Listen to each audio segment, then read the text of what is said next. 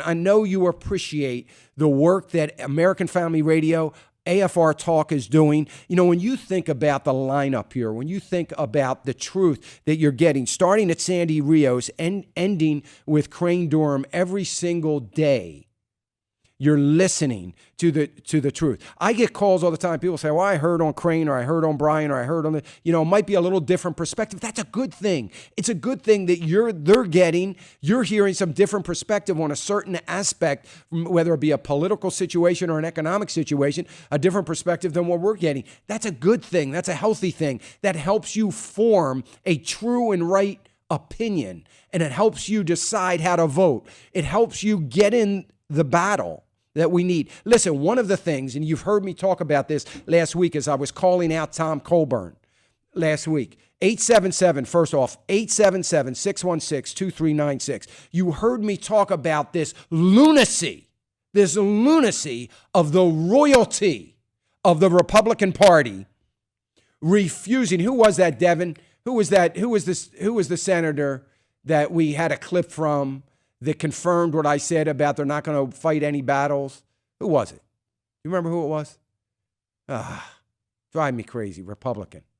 I can't remember who it was. But, we played a little clip from his comments that he made on CNN. Talking about this is lunacy. These were his words. This is lunacy, that we are fighting a battle that we can't win. See, therein lies the problem in our politics today. Therein lies the problem in Washington. We got a bunch of conservatives that are not going to stand on their values they proclaim to have and to be willing to fight for because they're so afraid of losing the battle. I said the day I played the clip, I said, thank God that George Washington, who lost almost every battle that he fought, decided that I'm going to cross the icy Delaware on Christmas night and go fight another likely non-winnable battle. He gave it up to the Lord. He prayed for divine intervention. And we won not only that battle, but we won the war. We won the war because George Washington had the convictions of his values that he was willing to fight every single battle before him because he believed and had faith that God's intervention and that God was going to intercede and the war would be won for the cause of good. And it was. We don't have that anymore. We don't have those convictions anymore.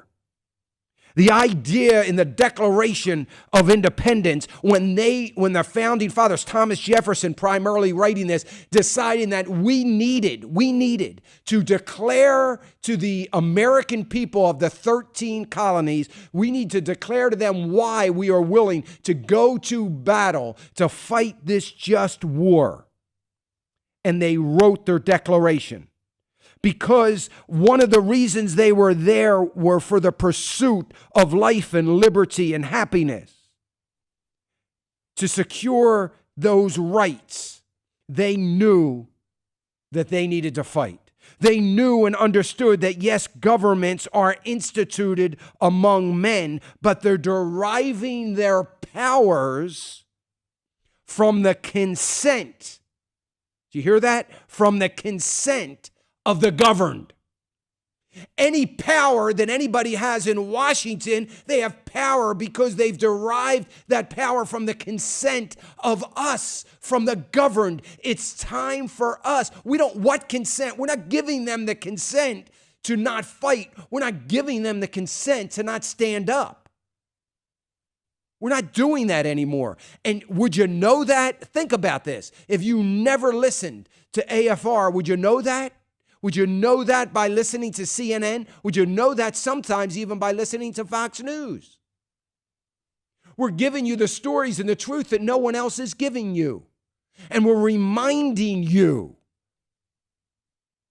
of the preamble. We're reminding you of the Declaration of Independence and what is in the truth of the Constitution of the United States of America.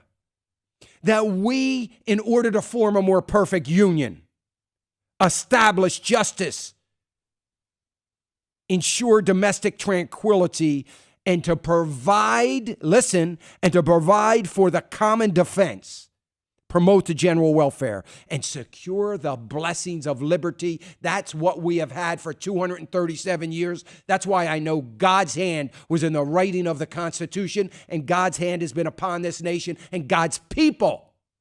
God's people. I'm not speaking for everybody else. God's people need to stand up for what God would have us do. We need to be soldiers of Jesus Christ, not only for the gospel of Jesus Christ, but for all those things that he has ordained. And one of the ways you can do that is calling 877-616-2396. 877-616-2396. Do that now. Come alongside us. Don't give and go away. That's not what we're looking for.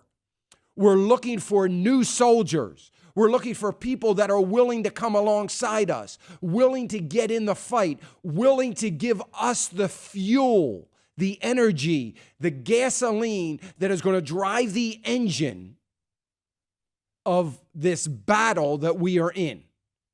We cannot do it.